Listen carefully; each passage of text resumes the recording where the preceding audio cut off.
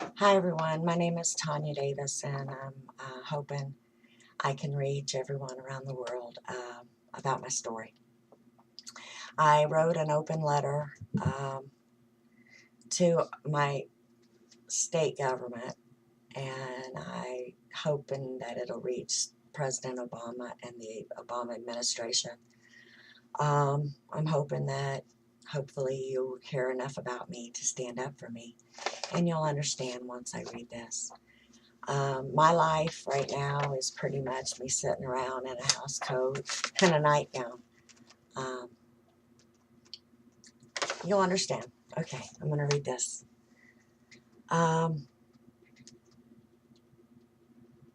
This is an open letter to my Ohio legislators and to Washington, D.C. I have nowhere else to turn. I hope you hear my cries for help, and I hope you stand up for me. Representative Bobby Hagan will be reintroducing the Ohio Medical Compassion Act, which I hope you will consider co-sponsoring in January 2013.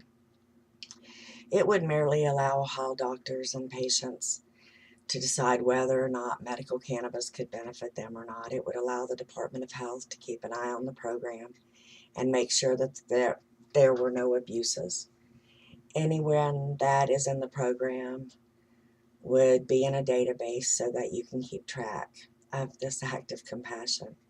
We also believe that it would save Ohio taxpayers billions of dollars by not arresting, incarcerating, prosecuting folks from making the choice of using cannabis as a medicine.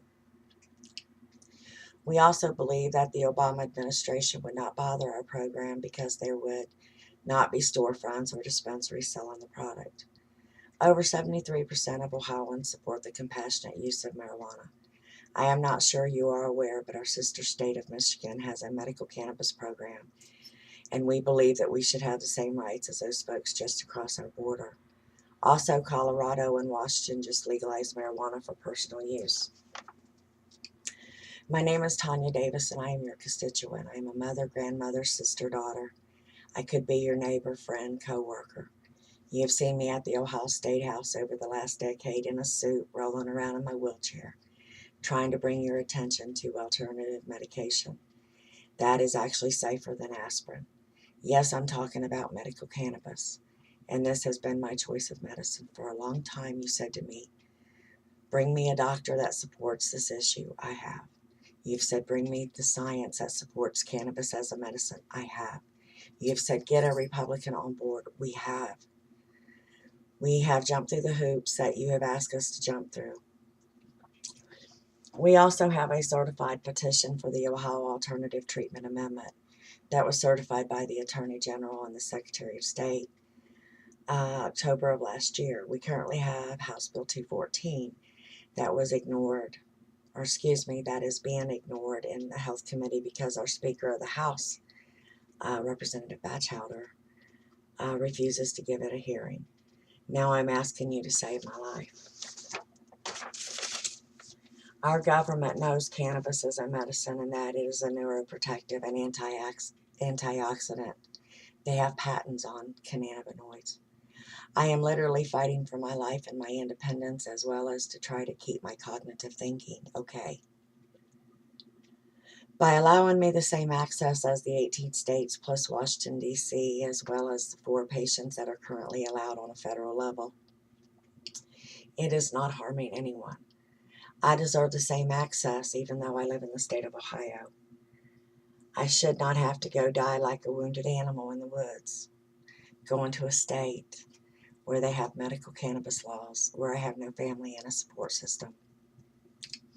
I am not a drug addict, suffer from mental illness, or have any type of criminal record. I do have my Ohio doctor's support. I have my pharmacist support. I have my out-of-state written recommendation from my cannabinoid specialist. I have lived in the same place for the decade that I fought for this issue. And I also want you to watch a video that was done by Law Enforcement Against Prohibition Executive Director Neil Franklin and my cannabinoid specialist, Dr. David Bierman. Law Enforcement Against Prohibition and Dr. Bierman have been my savior, and they are standing up for me. So let me continue on. There's a link to the video. My neurologist came into my hospital room and told me a little over a year ago that there was nothing that they could do for me anymore except keep me comfortable and treat my symptoms. See, I have massive calcium deposits on my brain. I have pseudo-hypoparathyroidism, which has completely disabled me and caused major medical problems such as crippling arthritis, a diseased esophagus, hiatal hernia, inflamed bowel disease, and adhesions wrapped around it. Severe hypocalcemia, very low phosphorus, my blood pressure's all over the map, my heart rate is through the roof. All of this can be proven. Something that isn't in my open letter is that I also have advanced degenerative disc, bone, and joint disease.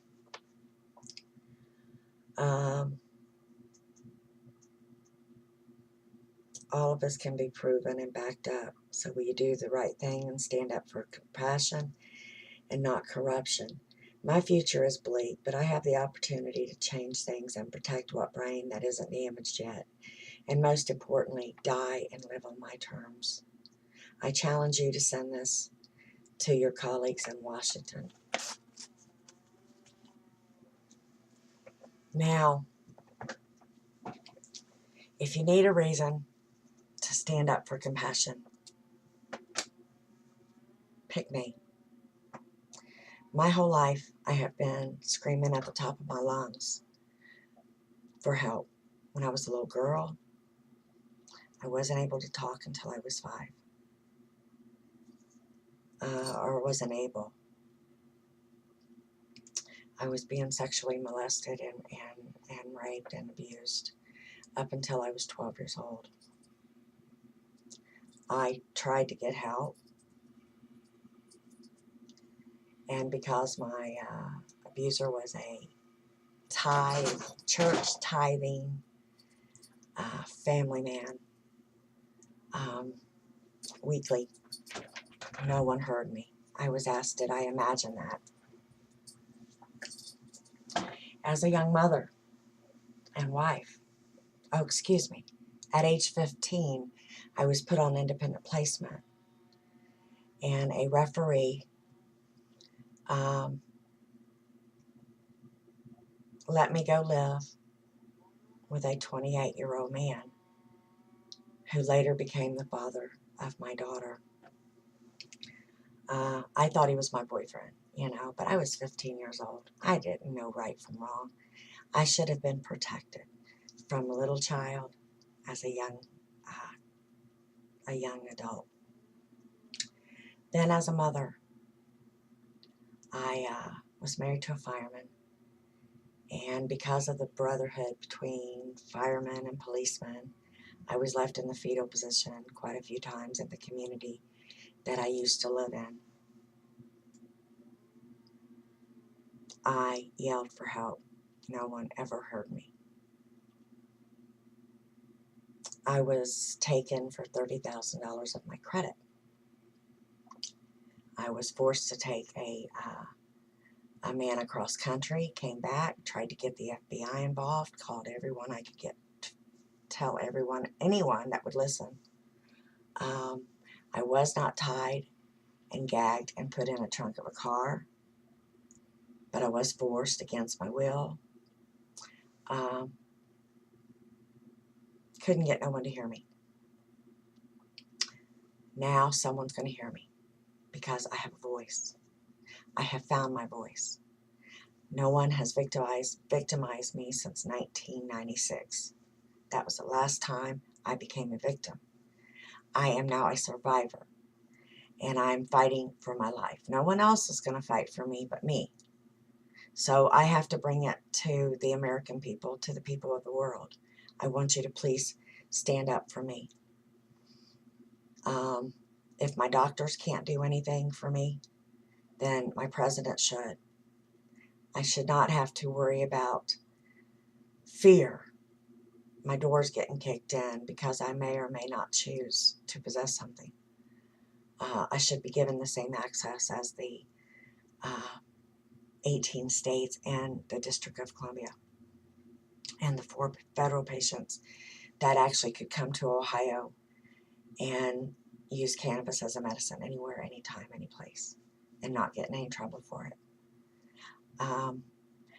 My alternatives are stroke, heart attack, dementia, Alzheimer's. That is not good. I don't want to go out like that. I want to have a shot at life. I'm tired of watching my friends and family members die because they don't have a choice. I think there's a middle of the road that we can all come together and save some of us, you know. Stop wasting taxpayer dollars, arresting, prosecuting, incarcerating people. I think there's a middle of the road where we can show folks like myself who's actually fighting for my life, because medical cannabis can lower my heart rate. It can protect what brain cells I've got left, or what brain it isn't damaged yet. Keep me cognitive thinking longer. I want the cannabis community to stand up for me. I want the church community to stand up for me. I want for once to feel like I'm protected. You know, fear is the most debilitating thing that you can live through. And I have pretty much been afraid my whole life. And I'm tired of being afraid. And I'm tired of not being heard. I'm not harming anyone. And I should have every chance in the world to utilize and have the same access as my sister's state, Michigan. Now, there are going to be some errors in this video. You can pick on them if you want. I welcome anyone to share this with anyone, because my life has gotten to the point to where I receive Meals on Wheels. I am home 95% of the time.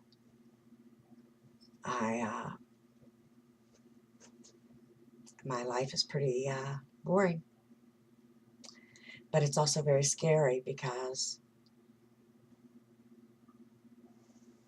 I don't know what's going to happen from one moment to the next. I know that my neighbors love me, and I know that they wouldn't want to see no harm come to me. But, you know, there's always our government that tends to overreact sometimes. I must repeat, I do not buy, sell, or grow. I may or may not possess. But with our Ohio laws, makes it a little safer for me, I think, to talk about it.